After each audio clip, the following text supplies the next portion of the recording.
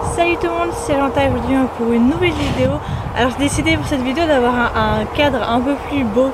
Du coup, si vous entendez du bruit de voiture, du bruit de gens qui s'amusent à faire de la luge ou mes pieds dans la neige, genre ça, c'est normal, c'est juste que je peux pas forcément enlever tous ces bruits, c'était le cadre ou le son propre. Donc on va faire comme ça, j'espère que ça vous ira. Moi en tout cas je suis super contente de pouvoir filmer dans un cadre comme ça.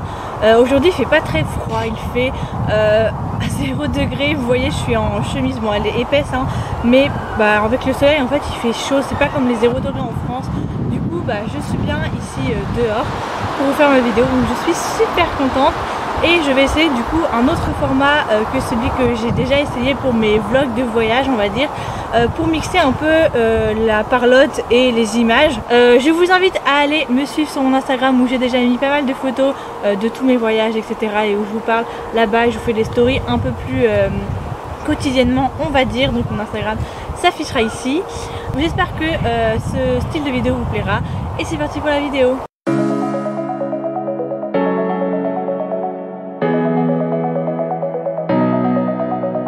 Alors je suis partie avec un groupe de Français et un Allemand, on était 11, c'était des gens que je connaissais pas forcément tous mais c'était super cool. On est parti du coup du vendredi 14 février, donc la Saint-Valentin, au lundi 17 février parce que nous au Nouveau-Brunswick le lundi est férié pour cause de jour de la famille. Alors je vous avouerai que je sais absolument pas et personne n'a réussi à m'expliquer ce que c'était que le jour de la famille, mais on n'avait pas cours donc on pouvait en profiter pour aller un peu plus loin. La Gaspésie de là où je suis c'est seulement à 4 ou 5 heures de route. Il y a une heure de décalage horaire parce que ça appartient au Québec et donc là-bas on parle français majoritairement, donc beaucoup plus qu'ici où on parle majoritairement quand même anglais.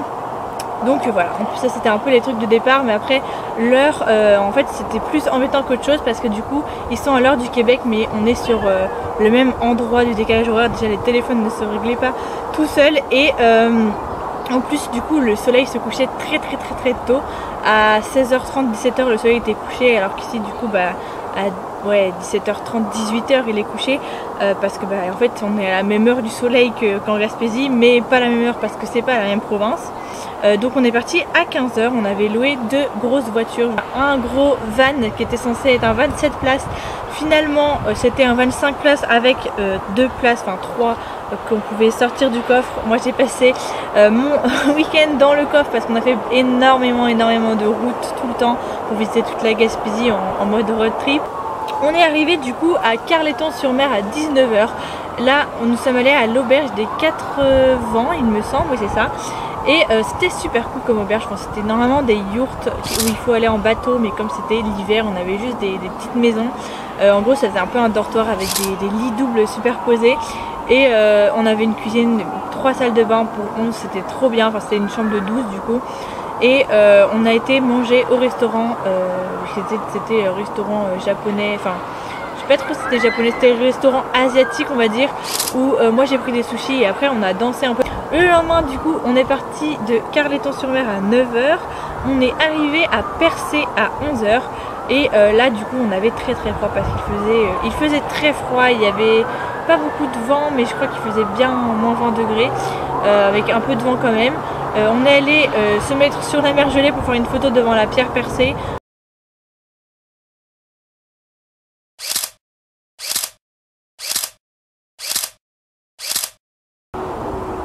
Avant de monter la montagne, on est allé dans un petit parc pour enfants, il y avait plein d'enfants qui s'amusaient, on pouvait faire des igloos, il y avait une balançoire, il y avait surtout un château qui avait été fait avec la neige et on descendait du château en luge, c'était trop sympa, genre on a trop kiffé, juste faire un petit tour de luge, genre on n'avait pas pu encore avoir l'occasion de le faire parce qu'on n'a pas le matériel etc.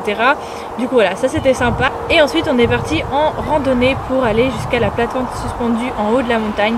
Donc on s'est un peu séparés sur le chemin, les 11, on n'a pas réussi à rester tous ensemble parce qu'il y en a qui marchent plus vite que d'autres, parce qu'il y en a qui faisaient plus de photos etc. Mais c'était trop bien, alors fatigant. il y avait énormément de neige et comme là aujourd'hui un peu, quand on monte dans des endroits où il n'y a personne qui a jamais marché, et bien on tombe dans la neige parce qu'il y a au moins 1 mètre de neige, donc tu t'enfonces jusqu'à l'entrejambe dans la neige. Mais c'était vraiment très drôle parce qu'en fait ça dépend du poids que tu mets sur tes pieds et de la neige, comment elle est tassée. Des fois tu arrives à marcher et avoir juste jusqu'à ta cheville quoi, et des fois tu t'enfonces jusqu'à l'entrejambe, mais c'était très drôle. Du coup on est sorti des sentiers exprès pour ça. On est arrivé du coup en haut sur la plateforme vitrée suspendue, et là on a eu une énorme vue du haut de la montagne. On voyait le rocher percé, on voyait tout, et même toute la montée était très beau dans les montagnes, la forêt, etc. Et voilà, on s'est arrêté ici. Ça faisait déjà bien longtemps qu'on marchait, enfin on a mis je pense 45 minutes, 1 heure. Je pense qu'on a mis 1 heure à monter et 30 minutes à descendre, je pense que c'était un peu ça. Et voilà, c'était super cool, super beau.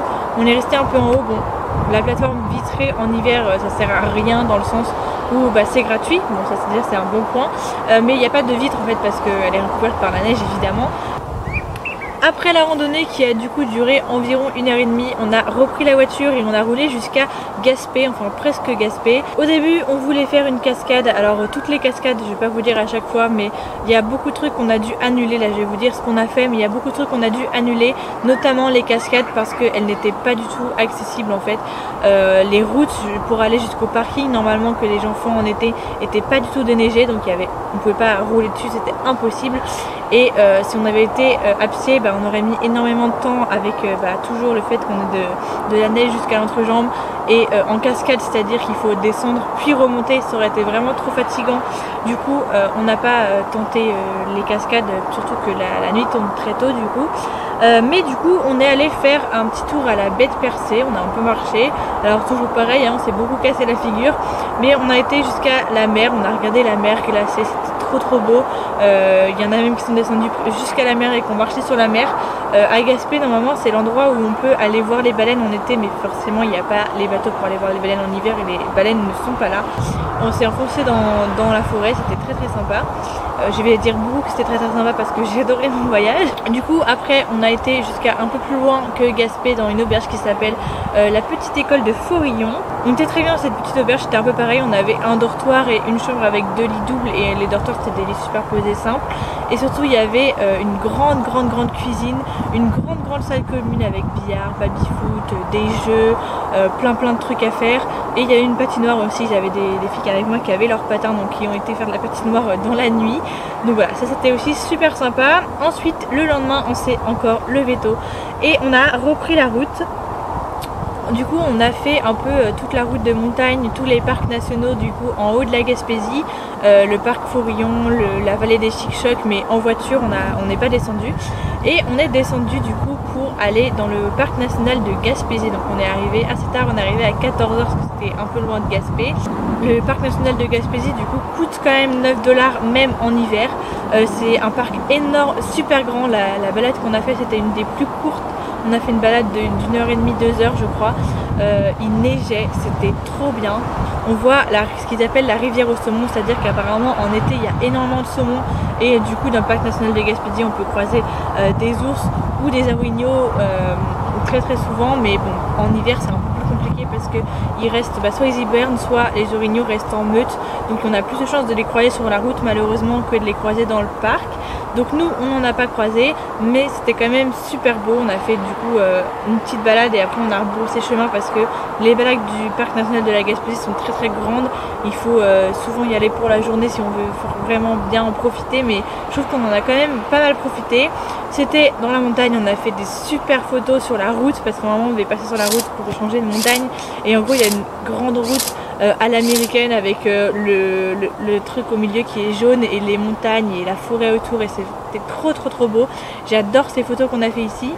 Et ensuite du coup on a remonté une montagne et on est redescendu dans une sorte de petit village. Il commençait à faire nuit, on voyait les maisons vraiment type je sais pas, type chalet. Ça faisait vraiment, ouais, on voyait qu'on était au Canada, vous voyez les petites maisons un peu style chalet avec allumé, donc ça réchauffe un peu. Et voilà, on est rentré ensuite. On a repris la route et on a roulé jusqu'à Sainte-Flavie. Alors à Sainte-Lavie on n'a pas vraiment visité déjà parce que c'était la nuit et on n'avait pas, enfin on était fatigués. Donc voilà, on a juste été dans une sorte de restaurant pizzeria. En fait c'est qu'il y a beaucoup de choses fermées de toute façon en hiver. Une sorte de petit restaurant pizzeria, ça fait un peu kebab comme en France on va dire. On a mangé soit des pizzas, soit des poutines tout simplement.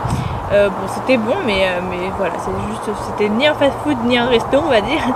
Et ensuite du coup on est rentré, on était dans une auberge qui s'appelle Bon Séjour et qui était vraiment trop bien. Genre en fait ça faisait vraiment une petite maison et on avait nos chambres, c'était des lits doubles et des lits simples et après on a l'impression d'être dans la maison des gens, genre ils étaient trop gentils et le lendemain matin ils nous ont fait des petits déjeuners. On avait 6 choix de petits déjeuners. Soit on pouvait manger des crêpes, soit on pouvait manger de la viande et des œufs, soit on pouvait manger des muffins, soit on pouvait manger des yaourts, soit on pouvait manger des céréales avec une boisson chaude ou froide, enfin un jus ou une boisson chaude et des toasts. C'était vraiment très très bon, j'étais vraiment contente. Et ensuite du coup on a repris la route, donc tout ce qu'on voulait faire ce jour là malheureusement ce n'était pas accessible, donc on a fini par trouver sur la route près de Amqui un sentier qui s'appelait le sentier des Micmacs. Alors Micmac c'est le groupe autochtone d'Acadie qui est le plus présent. On ne s'amène pas vers un village autochtone, hein, mais même s'ils existent encore aujourd'hui les autochtones, mais ils s'appelaient juste comme ça, je sais pas pour quelle raison. Et là pareil on s'enfonce dans la forêt, il y avait plein de neige, on a trouvé une petite cabane en haut d'un arbre genre qui avait été fait avec des palettes. C'était super sympa, en plus j'ai adoré les petits panneaux pour nous donner les sentiers. Il y avait plusieurs randos, enfin ouais sentiers, et il y avait des petits panneaux rouges avec des noms, nous on a pris la rando Pichou et on a fini sur la rando Chalet. Enfin je trouvais ça vraiment très très mignon. Et on a fait une deuxième balade à Matapédia. Alors là c'était vraiment à la frontière du New Brunswick et en gros on a juste monté une montagne et en haut de la montagne il y avait une sorte de plateforme suspendue comme la première fois, mais c'était beaucoup moins haut. La montagne montait très dur mais c'était beaucoup moins haut.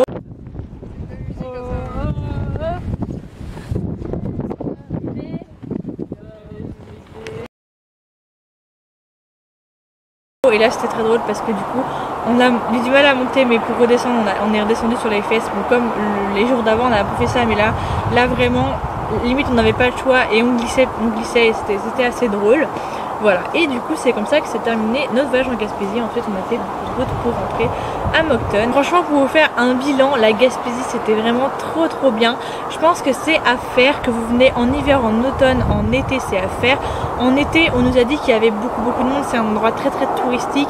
Et par exemple Gaspé pour nous c'était assez vide et Gaspé et Percé c'était assez vide, mais apparemment ces deux villes là quand tu vas en été tu peux même pas rouler en voiture à l'intérieur de la ville, tu es obligé de te garer à l'extérieur et de marcher parce qu'il y a trop de monde. Bon nous clairement il y avait personne, hein. Il y avait juste des gens au petit parc pour enfants quoi, c'est tout ce qu'on a vu et sinon quelques voitures mais rien vraiment, le trafic était très fluide, on n'a jamais été dans les bouchons ou quoi.